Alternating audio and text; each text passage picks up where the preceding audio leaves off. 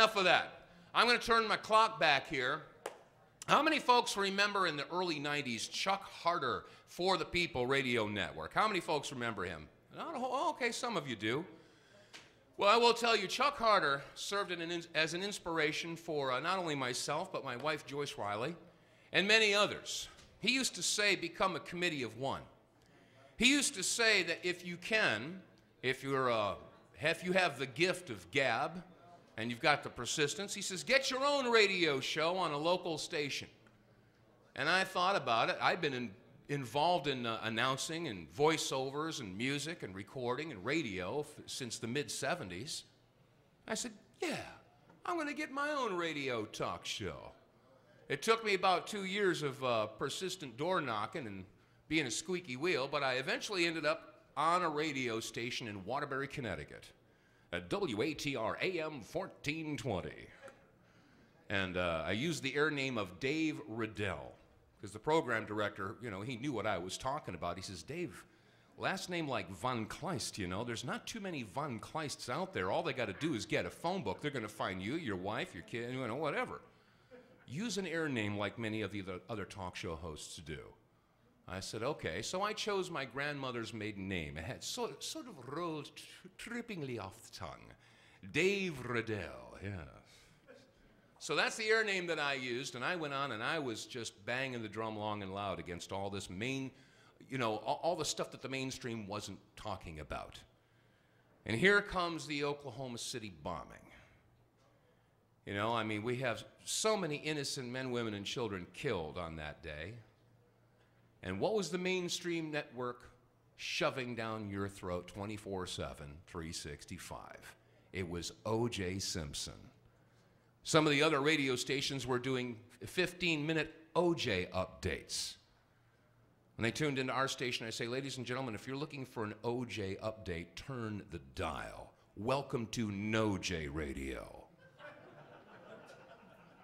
I say, yeah, it's terrible that 2 people were murdered and they think that O.J. did it, or whether he did or he didn't, but that's not the point. The point is we have a whole lot more people, innocent people, that were blown to pieces in Oklahoma City, and the mainstream media is not talking about it.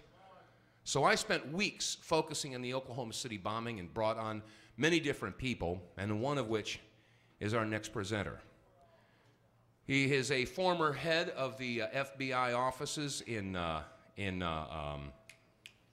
thank you, Memphis. Thank you, right here, hometown. And Ted Gunderson was one of the few voices screaming from the rooftops about what was going on in Oklahoma City. I had him on as a guest on my program about 12, 13 years ago, and it's a pleasure to shake his hand. Ladies and gentlemen, Mr. Ted Gunderson.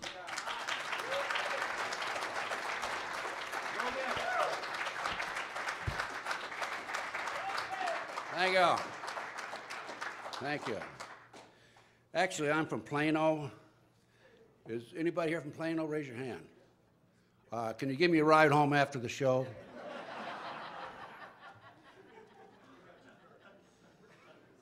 FBI. Okay.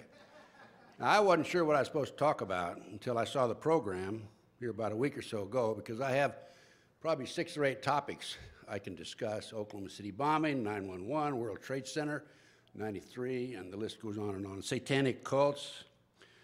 And I was chosen and asked to talk about the great FBI. I was an FBI agent, including a chief, for some 27 years. I was a brick agent. They call it brick agent, meaning you're on the street investigating and so forth, for 10 years, and then I rose up through the ranks. And when I retired, I was in charge of the LA Bureau, which is most of Southern California. I had over 700 personnel under my command. I had a budget of $22.5 million. I had 16 offices I was responsible for, big operation. And then in 1979, I was 50 years old, and now you can figure out how old I am now. And I knew mandatory retirement was 55, so I decided to retire. But in the interim, those 27 years, I handled just about everything. Counter-espionage in New York. I was in New Haven, Connecticut, number 2 man when the Panthers were running wild there. And after the Panthers were dead, gone, and out, I was responsible for coordinating information on the Bobby Seale trial. He was tried for murder in New Haven and so forth. A lot of details on that. I haven't got time to go into a lot of details personally right now today, but I had a call from William C. Sullivan, who was number 2 man in the FBI at the time, and Bill was a friend of mine. He said, Ted, I attribute the downfall of the Black Panther Party directly to you and your squad in the New Haven Police Department. And they were a bunch of vicious, mean people. They wanted to take over the government through force. They were taking over college administrations, for those of you who are too young to remember that. And so we had our heyday with them. And while I was in New Haven, you know, Yale University's in New Haven. And I attended this cocktail party one day, and I saw this fellow across the room, and he was dressed with a silk suit and the nicest tie you can imagine. And I ran over to him, I says, you're from Yale University, you went to Yale University, didn't you? And he said, yes. Well, how did you know that? And he says, I said, well, I saw your nice suit, your tie and everything. He says, well, you graduated from the University of Nebraska, didn't you? And I said to him, well, how did you know that? He said, I read it on your ring when you were picking your nose. That's not a true story, really. I don't pick my nose. But I ran the gamut in July 12, 1972. I'm telling you the story because I want you to know I have credibility. And when I get up here and tell you what I'm going to tell you after this, I can document it. And I've spent the last 28, 29 years of my life doing just that. I spend my retirement money on trying to wake up America. Okay. But, beg your pardon, sir? Yeah. But I ran the gamut in the FBI. July 12, 1972, I negotiated with 2 terrorists who had taken over National Airlines Flight 496 at Philadelphia International Airport. Successfully, I was able to get the release of 113 passengers. I picked up a 10 most wanted in Connecticut at one time.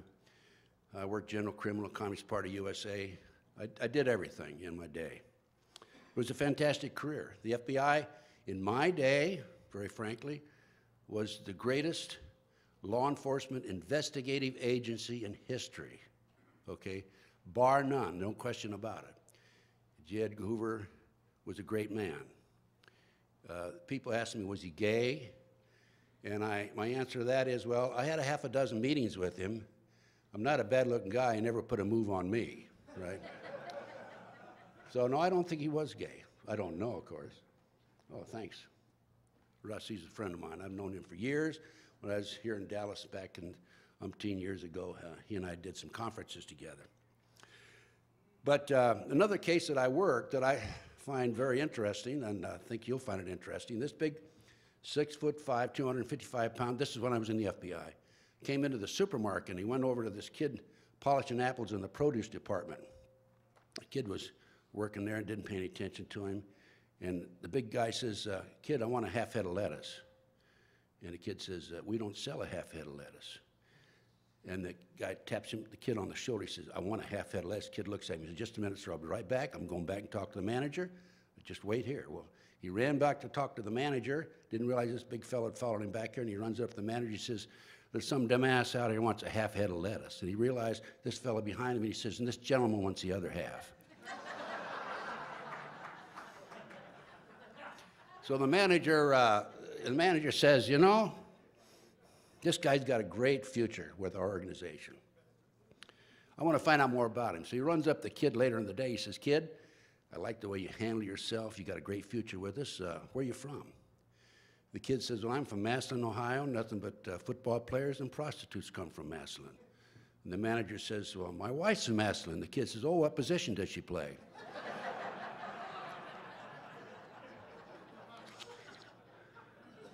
Now we got to get down to serious business, FBI. FBI was a great organization in its day, okay?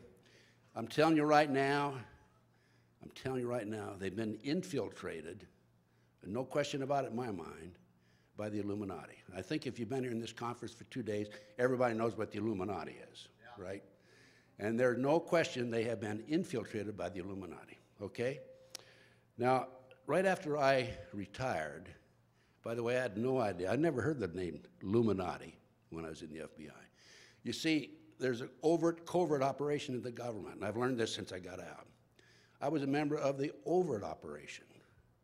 These are the guys with the suit and tie go in at the bank robbery and ask, what did the bank robber look like and so forth.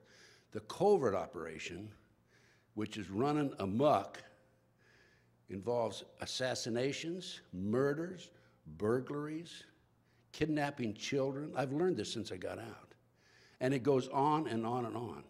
It involves illegal drugs. And those who have stepped forward to try to identify it and document it, like Gary Webb, who identified South Central CIA drug operation, have paid the price.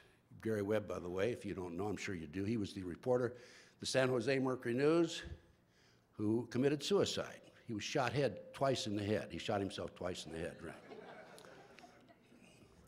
And there was another gentleman who tried to take on the government, the covert government operation, General Ownby, who had exposed the largest drug, you haven't heard this story, drug operation out of Fort Sill, Oklahoma.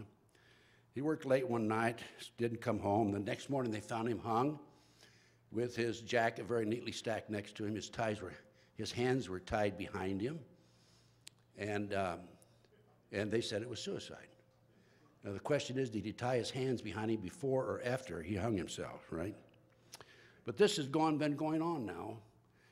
To my knowledge, there have been hundreds of us, those who have stepped forward, trying to expose these horrible, ugly crimes by this covert operation who have paid the price. So my first major investigation, and I'm going to have to touch on some of my cases very lightly because there's too much time. I just spent this morning, I was whole hour discussing the Franklin cover-up case. I was involved in that. But my first major investigation as a private professional investigator, before I go any further, let me tell you, there's a lot of good people in the FBI, CIA, NSA, military intelligence, a lot of good people. But the problem is the leadership at the top, okay? And this goes right up to the White House. So my first major investigation was the Dr. Jeffrey R. McDonald case. He's a former Green Bay doctor who was tried and convicted, sentenced to 3 consecutive life sentences for murdering, supposedly, his wife and 2 children, Fort Bragg, February 17th, 1970. February 17th, 1970. I was asked to enter the case as a private professional investigator, and I did. Within 10 months, I obtained a signed confession. Now, we're talking about the FBI, and when I'm telling you about the FBI, I'm going to take cases, several cases that I've worked personally. So I'm a unique individual. I not only have done the research, I've been on the streets. We call it been in the trenches. So in this case, of course, I was in the trenches. And within 10 months, I obtained a signed confession from a girl named Helena Stokely, who said that Dr. McDonald did not commit those murders. They were committed by her satanic cult group. And of course, I'd heard about Satan in the Bible, but I really didn't know that much about it. And so then I started doing my research, and I went public with my confession from Helena. And I was on radio, television, so forth, and people came to me from all parts of the country, West Coast, East Coast, telling me the same basic story, and I'm saying, well, there must be something to it. Long story short, on the McDonald case, I developed 19 new witnesses, which included my confession from Helena Stokely. And then at that point, up to that point, this Army had conducted the investigation. It was a huge cover-up, huge drug cover-up. Helena told me this. They were flying drugs in plastic bags in the body cavities of the dead GIs in military planes coming into Fort Bragg and around the country. For documentation, I went to UCLA Library, in addition to having this statement from Helena, and I learned that there was an article by Time Magazine, January 1, 1973, that documented this. So Helena gave me this information. She said there were generals involved, police officers, Army enlisted personnel, and so on and so forth. The reason they went in and roughed up Dr. McDonald, it got out of hand, they were on drugs. According to Helena, there were 7 members of her cult that went in and wiped out the family, was because Dr. McDonald was moonlighting in a civilian hospital, and the GIs were going over there for treatment, and they were being turned in and being given dishonorable discharges. Anyway, I developed 19 new witnesses. I submitted a 1,200-page report to the defense team. They ended up submitting it to the Department of Justice. He'd been tried, convicted, so we had to have a hearing. Now, at that point, once I entered the case, ex-FBI chief and all that sort of thing. At that point, the FBI entered the case. And up to that point, as I say, the Army had handled the investigation.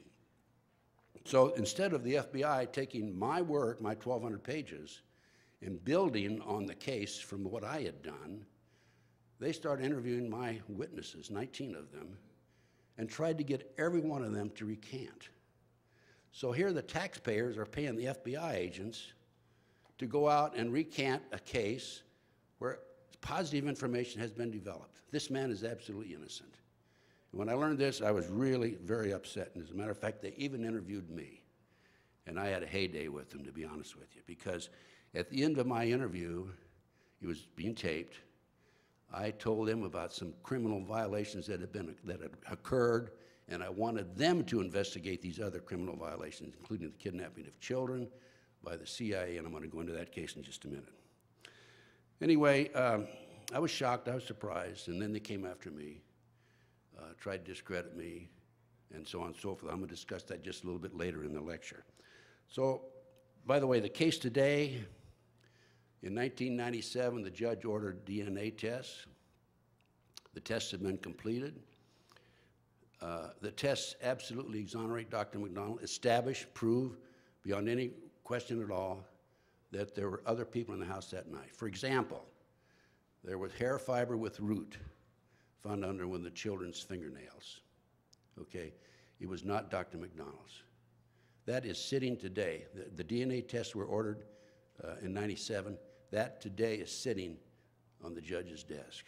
Nobody will move on it. I had a letter from Dr. McDonald just this last week saying he doesn't know what's happening, but they're sitting on it. The whole case is a major cover-up. It involves drugs. CIA drug, Army drug operation coming in Southeast Asia. So we'll have to wait and see what happens. We had a hearing on my confessions. I was put on the witness stand. Mr. Brian Murtaugh, the prosecutor, tried to ask me questions about sex and my sex life and all that, which is zero, by the way. It was then, still is, almost. Almost, yeah.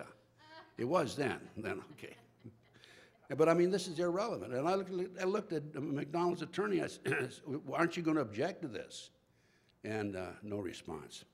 So that was the first case where I really had a wake-up call. That's how I became involved in the movement 27 years ago, what have you.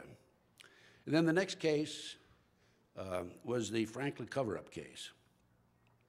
And in that case, I had a call from a fellow named Ed Weaver in Lincoln, Nebraska. He had read about me in a book called The Ultimate Evil. Maury Terry, the author of The Ultimate Evil, who did a book on the Son of Sam murders in New York City, a series of murders that was satanic also, by the way. And Maury came to me on the West Coast, and I helped him do some of the research. A long story there, but I won't go into it. But anyway, Ed Weaver in Lincoln, Nebraska, called me. We have a problem here. We have a case that's breaking in Omaha. They're taking children out of orphanages, foster homes, in Boys Town, driving them to Sioux City, Iowa, 184 miles away, putting them on private jets and flying them to Washington, D.C.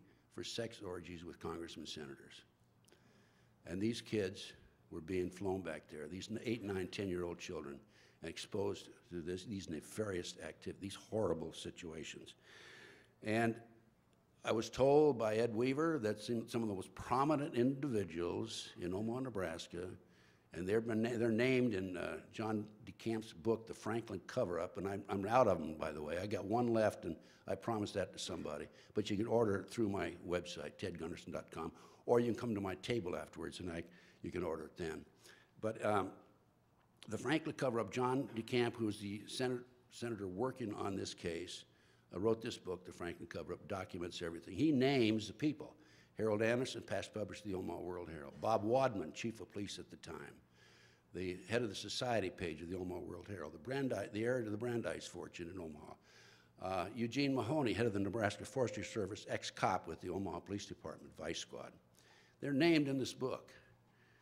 And in addition to this, the kids talked about satanic cult activities. They didn't say they were satanic cult, but there were humans in robes, nude underneath the robes, chanting, candles, sacrificing animals and children and people, which is very common. By the way, In this country today, as a result of the work that I've done the last 28 years, I can tell you without any question there are 50 to 60,000 human sacrifices by the cults, satanic cults in this country every year. Okay? There are hundreds of thousands of children who disappear every year because of the satanic movement in this country. But anyway, that was part of the Franklin cover-up case. It was kind of interesting because there's a lot more detail than I can tell you, but as I said, this morning I was interviewed for an hour and discussed the whole case for 1 solid hour. But it was kind of interesting because to show you the power that these people have, there was a TV crew from Yorkshire TV came over, and for 7 months they were in this country interviewing various people. Paul Bonacci, who was a victim himself. Paul Bonacci, I've got a 5-hour interview with Bonacci myself, by the way. He's a mind control victim. The CIA is involved in mind control programs. And Paul was used as a decoy when he was 10, 11, 12 years old to attract other children near the car in parks and shopping malls and so forth. The adults would grab them and throw them in the back of the car and they'd be off with them. Johnny Gosch in West Des Moines, Iowa was a victim of this. Paul was involved in that kidnapping. Anyway, I have a 5-hour interview with Paul. It's available through my DVDs, and I'm giving away DVDs, by the way. And I'll talk to you a little more about that at the end of my lecture. And so Paul was, I've interviewed Paul, I've interviewed Alicia Owens, and this TV crew from England came over. We couldn't get anybody in the United States to touch this. And so Yorkshire TV came over, 7 months, interviewed all these various kids and so forth. And so it was listed, this show was listed to be aired in TV Guide May the 3rd, 1994. Actually, in the guide. There were certain members of Congress found out about it, bought up the rights to the show, ordered all copies destroyed, and it never aired on TV, on national television, although it was supposed to be listed to air on the, at 10 p.m., May the 3rd, 1994. Now, here a couple of years ago, I said, well, I've got to get a copy of the TV Guide. And John DeCamp had one. He can't find it now. I think somebody stole it from him, to be honest with you. I got to get a copy of the TV Guide. So I ordered a copy of the TV Guide. Here's a page. I'm looking at it right now on May the 3rd, 1994. It's not listed there. It was not listed there in the copy that I have. It's called Balance of Nature, appeared at 10 o'clock on Discovery Channel. So somebody took that TV Guide, that whole book, and had it reprinted so there was no documentation of it. Well, I outfoxed them. I went to the UCLA library, I went to the LA Times library. And I pulled up the TV Guide for May the 3rd, 1994. It's listed. Conspiracy of Silence. That was the show. And I said to myself, well, maybe on the East Coast it wasn't listed. I had a friend of mine check the Philadelphia Inquirer, May 3rd, 1994. Conspiracy of Silence, 10 p.m. It's listed there. So that just shows you the power that this Illuminati has, that they do have. The speech last night by Mr. Griffin, I think was an excellent one. I enjoyed it. I knew a lot of that information, but he kind of expanded on it and helped enlighten me. As an outgrowth of the Franklin cover-up case. By the way, the FBI's involvement in the Franklin cover-up case. John DeCamp, in his book, The Franklin Cover-Up, Chapter 14 is devoted to the FBI's involvement in the case. And in that chapter, I read it, and I was embarrassed for the organization that I once served in and for. And John said, of all the agencies that tried to stop that case from going forward was the FBI. And for documentation, John has a $1 million judgment against Larry King. This is the head of the Franklin Savings and Loan, Larry King, not Larry King Live. This is a black man. And John has a $1 million judgment against him. He's standing on a street corner one day in Lincoln, and a stranger walks up to him, stands next to him, and says, if you ever collect that money, you won't live to spend it. John one day decides he has to move from Lincoln, get out of town. He's receiving death threats. Two young punks drove up into his front yard in front of his oldest daughter, drove over the family dog back and forth several times, told the daughter, tell your daddy to back off or we'll be doing this to you and your brothers and sisters. So John moved out of Lincoln to Clatonia, Nebraska. The case is very involved. As I said, I worked with John, and I worked with the Nebraska Leadership Conference. I was, on one occasion, I had to meet somebody in Omaha. Omaha is about 55 miles from Lincoln. I was in John's office on a Saturday morning at 9 o'clock. I called, made an appointment at Bohemian Cafe in Omaha to meet this individual. I drove up there, met him about noon. We were going to do some work on the case, going out and check on some kids that were victims of this horrible situation. By the way, this is how they tell the congressmen and senators how to vote, right? They blackmail them through sex and drugs. So we had lunch, and I went in the car of my source, my contact. We went out and did some work, came back at 3 o'clock. I left, actually a little after 3 o'clock. And halfway to Lincoln, I'm driving along 75 miles an hour, and my right front wheel comes off. And all of a sudden, the car goes like this, lurches forward, falls to the right. I look off to the right, and here's my wheel spinning about 15 feet in the air. Fortunately, I was able to control the car. We had the car hauled off and talked to Highway Patrolman about it. He said, hey, somebody loosened your lug nuts. And also, on the left front tire, when we had it hauled in for repair, the man said, hey, some of these lug nuts are loosened here, but apparently whoever did this was interrupted. But John was not too happy about it. I called him immediately. Instead of asking me how you are, Ted, he said, how's my pickup truck? Well, of course, he was concerned about me also. As a result of the Franklin cover-up case, we learned that there's an organization, we meaning John DeCamp, Ed Weaver, and I. And but before I leave the Franklin cover-up case, let me tell you, Gary Caradori was the investigator before I came along. He was a former highway patrolman. The official photographer of the group, was a fellow named Rusty Nelson. And I spent quite a few hours with Rusty. In fact, I spent about 2.5 months with him on one occasion. Rusty was recruited out of a gay bar in Omaha, and he was a country boy, never saw the bright lights of the big city to speak of. Omaha's not a real metropolitan town, by the way, but it's all right. Kind of an overgrown country town. And so they recruited Rusty to take pictures of these activities that were taking place in Washington, D.C., and that's, of course, how they framed them. And Rusty was pretty smart about it, because they kept control of the film that Rusty had, but he would sneak his own film in every once in a while. He'd take his own pictures, so he had a double set of pictures. And he did this for, obviously, his own life insurance policy. And so Gary Caradori was contacted by Rusty. This is just before I came aboard. And Rusty said he'd meet him in Chicago. Actually, Rusty at that time was in Phoenix, Arizona. And he met him in Chicago, gave him these pictures of some of our top political figures having sex with children. Gary and his little 11, 12-year-old boy flew to Chicago on his own private plane, got the pictures. He called Senator Lawrence Schmidt, who was working with John DeCamp, and he said to the senator, I have the smoking gun. And he got on his plane, and shortly out of Chicago in Aurora, Illinois, his plane blew apart, and a farmer testified he saw a bright flame, and the plane crashed, and Gary Caradori died.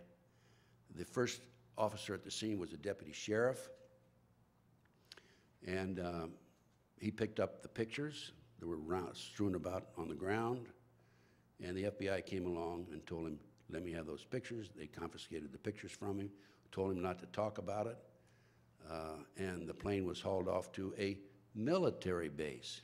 Now, Gary's a civilian. Should have gone to a civilian base. It was hauled off to a military base. The briefcase was never recovered. The back seats of the plane were never recovered. I tried to get my hands on that plane for about 6 months, and they wouldn't let me have it. But I suspect that the reason the back seat was missing is because that's probably where the bomb was. I'm sure the farmer says there was a flash, there was an explosion.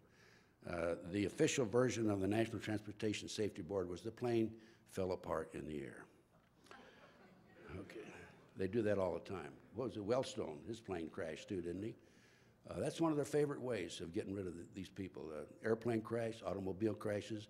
Catherine Sorensen on the Franklin cover-up case, who was the first complainant, she had a pattern of taking her foster kids on the same route to school every morning. And this one particular day, after she filed the complaint, she's driving along. She comes up behind two little old ladies doing 5 miles an hour on a 2-lane highway. At the last minute, the two little old ladies cut off to the right, and a car comes 70, 75 miles an hour and hits her dead end, head in. And of course, she died. So they got rid of her that way. Anyway, as an outgrowth of the Franklin cover-up case, we learned that there were kids being kidnapped in Washington, D.C. I'm telling you very briefly about this case. I really got a lot to cover, and I can't cover it all. You can get it on my DVDs, though. So in 1987, March of '87, there were 2 adults and 5 young children who were noted in a park in Tallahassee, Florida. The adults were very well dressed. The children skimpily dressed. The police went down and talked to the kids. They said they were on their way to Mexico for a smart school. The kids didn't know how to use telephones, didn't know how to use the toilet, said they were living in the van, and they were only being fed when they they weren't being fed on a regular basis, only being fed when they would behave themselves. And the van was traced to Washington, D.C. The 2 men were very well dressed. And long story short, the Metropolitan Police Department, Washington, D.C. obtained a search warrant on this was an organization known as the Finders. And they learned that from the search warrant that there were children being kidnapped by this group. They were being transported all over the world. There was information in their computer about terrorism and explosives and bank transfers. They talked about children from China and Hong Kong and from the Middle East and from Europe and so on and so forth. They also talked, the Metropolitan Police Department said that there were indications that there had been some satanic activity in this same location. I have a copy of the U.S. Department of the Treasury Customs Report. Okay, I obtained a copy of this, and they did an investigation. They were called into the case because they thought maybe there was some pornography involved. And I'm going to just read the last page of the report to you. I have a copy right here. And this is the customs agent going over to the Metropolitan Police for a final briefing on the case. Quote, I was advised that all the passport data had been turned over to the State Department for their investigation. The State Department, in turn, advised Metropolitan Police Department that all travel and use of the passports by the holders of the passport was within the law and no action would be taken. This included travel to Moscow, North Korea, and North Vietnam, from the late 1950s to the mid-1970s. Now, it was against the law to travel in those countries during that period. The individual, meaning a Metropolitan Police Department officer, advised this customs agent, further advised me of circumstances which indicated that the investigation into the activity of the Finders had become a CIA internal matter. The Metropolitan Police Department report has been classified secret, was not available for review. I was advised that the FBI had withdrawn from the investigation several weeks prior, and the FBI Foreign Counterintelligence Division had directed the Metropolitan Police Department not to advise the FBI Washington field office of anything that had transpired. No further information will be available. No further action will be taken. No further action will be taken on the basis of this report. Well, now, why am I bringing this to your attention when I'm talking about the FBI? It's very simple. This report has been furnished by me to the FBI on at least a half a dozen times with a formal request that an investigation be conducted. I have yet to be contacted by the FBI for more details. I have additional details. This is their responsibility. I was involved in kidnapping cases. This is an international child kidnapping ring. In my research, I learned this has been going on since the early 1960s. I've also learned in my research that this is an Illuminati operation and that they have vans throughout the United States that are picking kids up off the street. And if you'll check the National Center for Missing and Exploited Children website, you will see that there are 91 adults disappear in this country every hour. 85 to 90% of these are children, estimated. Now, I did a chart. I charted, you know, these National Center of Missing and Exploited pictures, they send these little cards, they must send millions of them out. And they've been in business for 25 years. And as of a year ago last fall, by the way, last year they took in $49 million. And as of a year ago last fall, they had located 139 children in 25 years. Not a very good record, is it? And recently I noticed that they quit putting that figure on their cards. But anyway, I had 94 of these cards myself. I've been collecting them. I collect everything. I got 300 boxes of research in my home, by the way. It fills up a whole bedroom. And I've been doing this ever since college. And so I charted the date that these children were missing of the 94 cards that I have. And half of them, 47, exactly 47, were missing during the months of June, October, December. Now, if you check the satanic calendar, I have a satanic calendar available to you at my booth, by the way. You check the satanic calendar, the main 3 holidays where they sacrifice humans are the summer solstice, June 21st, Halloween, October 31st, and December 21st, December 21st, this winter solstice. So I contend, and I told the FBI this, that these children are being kidnapped by this CIA operation and being sacrificed by the Satanists, and it's being covered up. Anyway, nobody's paid much attention to me. I just keep preaching it, shouting from the rooftops, whatever. Going on to the terrorist movement. I've personally been involved in the terrorist movement. In 1993, you recall February 26, 1993, the World Trade Center car bombing. I have a New York Times article here, October 28, 1993. You don't have to take my word for it. But in the trial of the terrorists, Adam Yosef was the leader, of course. He's serving prison time right now, Terminal Island, California. In the trial, it came out that the FBI had an informant named Salem, 43-year-old former Egyptian army officer, and he was in with the terrorists, and he was commissioned by the terrorists to put the car bomb together to bomb the World Trade Center. And he went to his FBI superiors, we're going to use a dummy bomb, aren't we? And the FBI superior says, no, we're going to use a real bomb.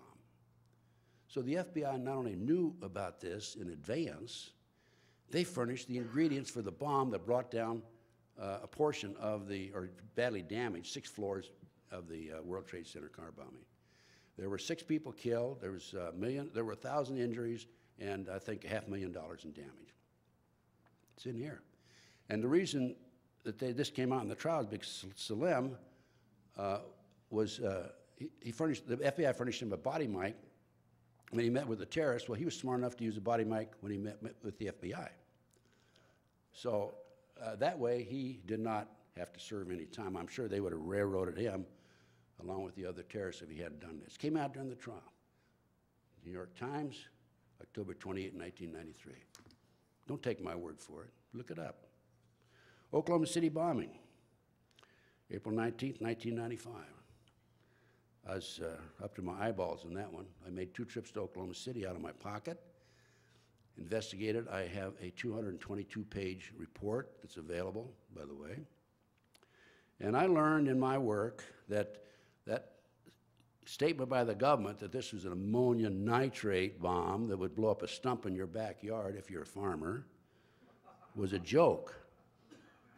Okay, that bomb, and I can document this, was a highly classified bomb developed in the early 1980s, and it was so highly classified that Ronnie Reagan put it in the storage someplace and said, don't talk about it to anybody that was involved in it. I happen to know about the fact that the bomb was exploded in Area 51. The night it was exploded there, I was with a group of people in Palm Springs. We were in a hotel room waiting to see what the results were. These are intelligence-type individuals. I do have a few friends around not many, but a few in the business. And we learned that it was underestimated. A technician died, and another technician was injured. It was so powerful.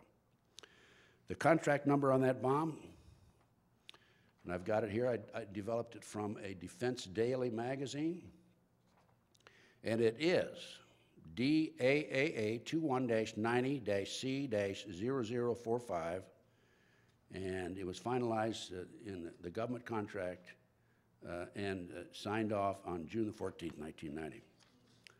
I wrote a letter to the Picatinny Arsenal. Picatinny Arsenal has all contracts for the government available to the public.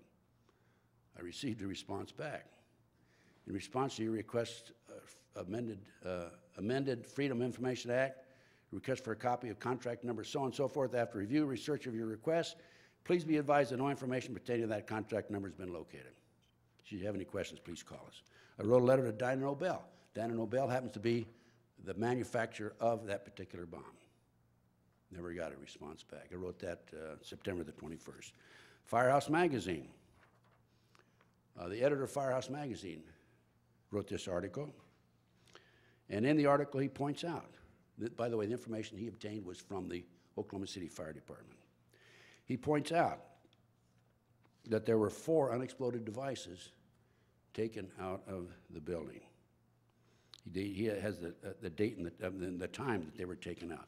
The rescue attempts were discontinued for 5 hours while men in blue work clothes came in and carried boxes out.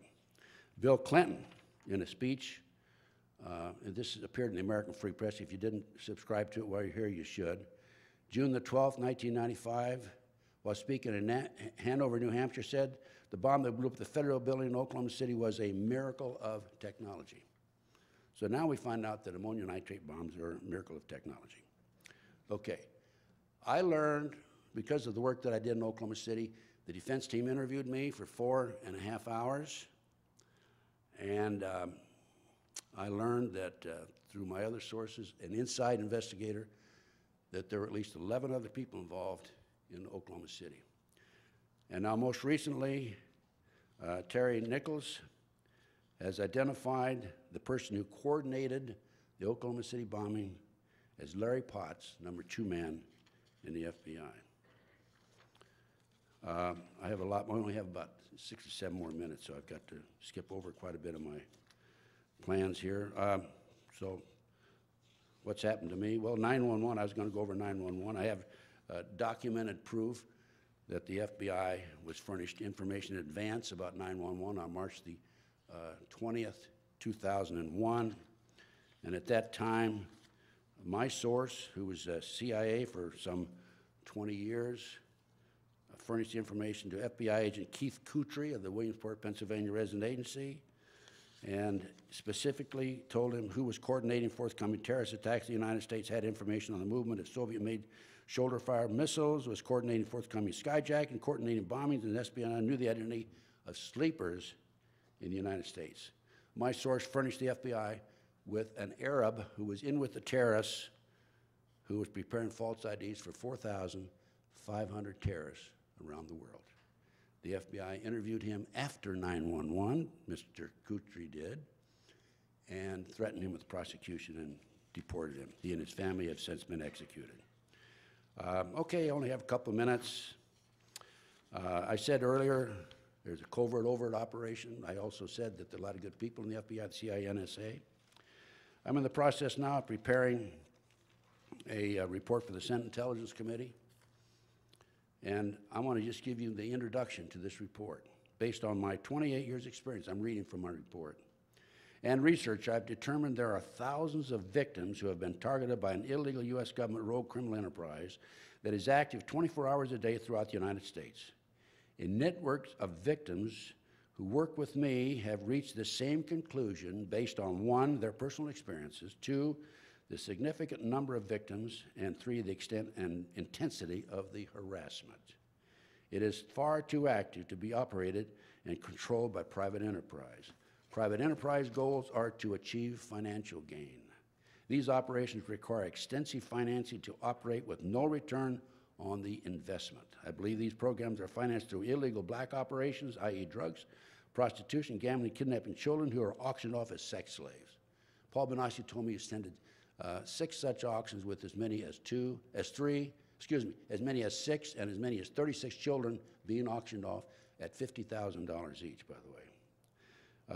Kidnapped children who are auctioned off as sex slaves, used as human sacrifice and body parts. I believe this well-organized, sophisticated operation has a central command located somewhere in the United States with multiple satellite offices scattered throughout the country. It appears that those who administer the program can call any location in the U.S. for surveillance, a telephone tap, or other activity, and harassment directed at a victim and immediately dispense manpower to the source. This has happened to me, by the way, time and time again. This well-greased covert operation makes the old FBI counterintelligence program look like a Sunday school class. I can document that the government has the expertise, finance, and manpower to effectively administer such a program. To understand why and how a black criminal enterprise of this rogue element targets an individual is necessary to 1, to identify the victim, 2, outline the reasons the victim is targeted, and 3, document and identify the weapons and tactics being directed against him or her. Okay, I only have a couple of minutes, but I think I started late, so I may take a little extra minute time on that one. So what about me? People say, why aren't you dead? Okay, well, let me tell you this. In the early 1980s, I had 3 occasions when gunmen were waiting for me. I found out afterwards, and it's only through divine intervention that I didn't go to specific locations at the time. For example, one of them, I didn't go home that particular night. The landlady said that she was parking her car at 1:30 in the morning. 2 men were in the car across from my front door. One of them got out of the car and came over and said, you know where Ted Gunderson lives? And they said no, or she said no. And I, of course, told her, if anybody asks about me, you don't know me. And he sat in the car 15 more minutes, 1:45, he left. I've made some phone calls the next day. The next day when I came home, and I found out I had a hit on me. And I went in to see some certain people, got that hit taken off, and I learned that there was a second hit on me by satanic cults out of Florida and Houston. And I was a little upset about the first hit. It was by the Israeli mafia, by the way, because of a case I'd worked, an attempted assassination of a businessman. I was upset because I found out that it was a hit for $25,000. I thought I'd at least be worth $100,000. Ex-FBI chief and all that. Anyway, I had, in addition to hitmen waiting for me, I had 3 FBI investigations of me.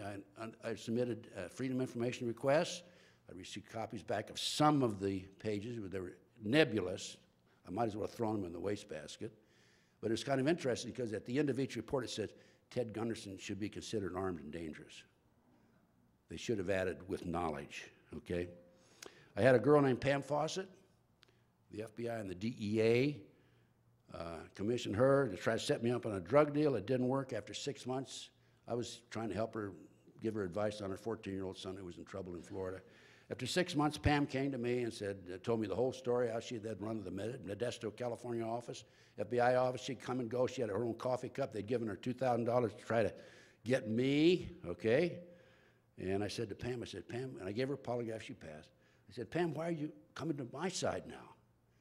And she said, well, I woke up the other morning and I realized you're the only honest son of a bitch I've talked to in 6 months. Those were her exact words.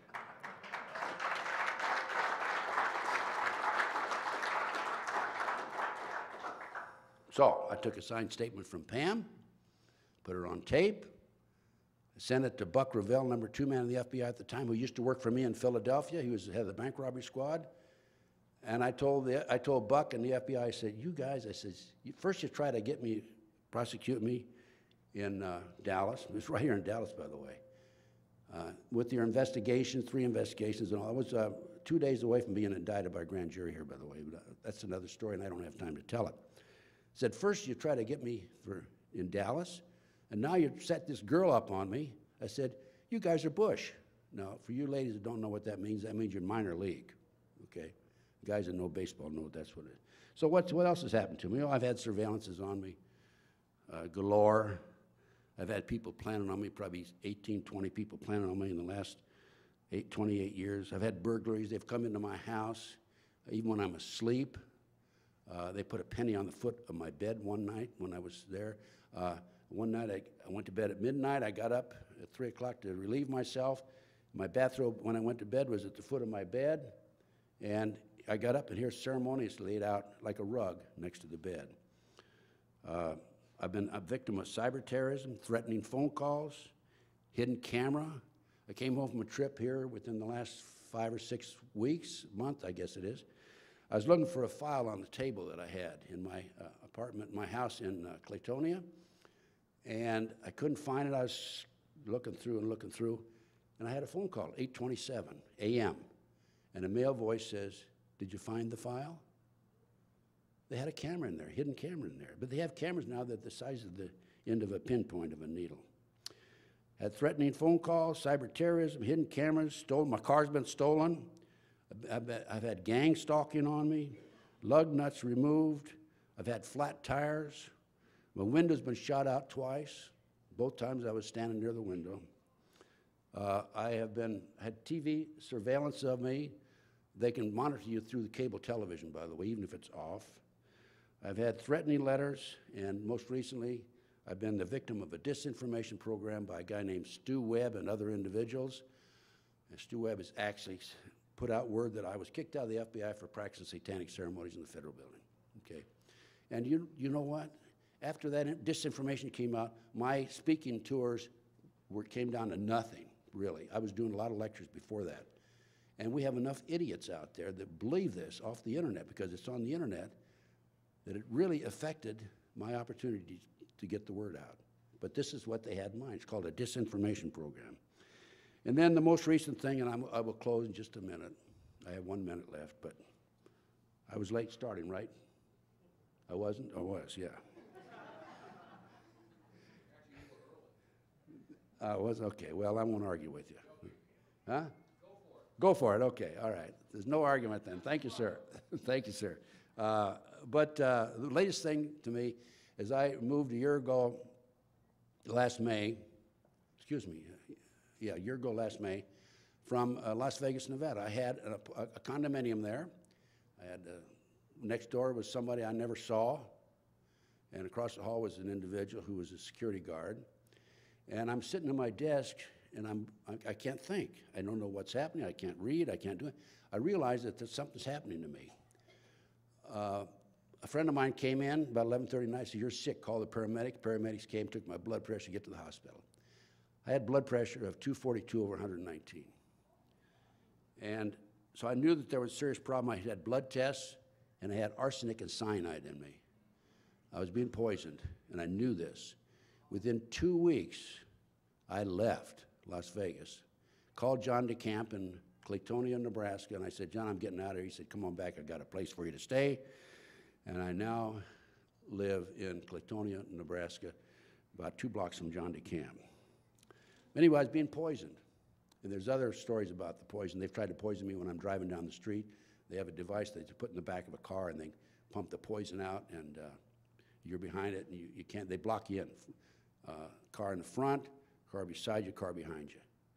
But it hadn't worked because I've caught on to it. So, but anyway, I was being poisoned in Las Vegas in my condo, and I was able to overcome that. As soon as I moved, I just loaded up on vitamins and what have you.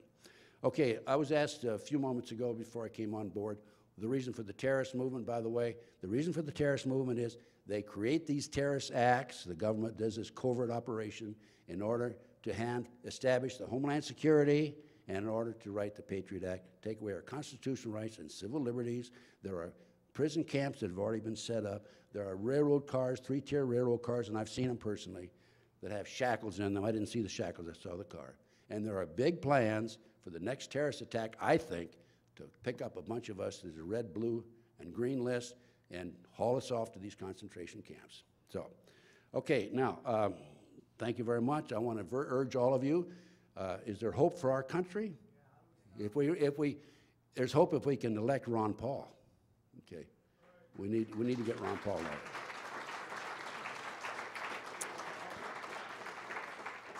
elected. So we need to work hard. I have a considerable amount of material. By the way, I have a lot of Ron Paul material that you can order through my catalog. In addition, I'm giving away free DVDs back there if you want to visit me. All you have to do is pay shipping and handling. I have over 400 DVDs I'm giving away, including information on Ron Paul and what have you. And of course, last but not least, I have, you can order the Franklin cover-up book.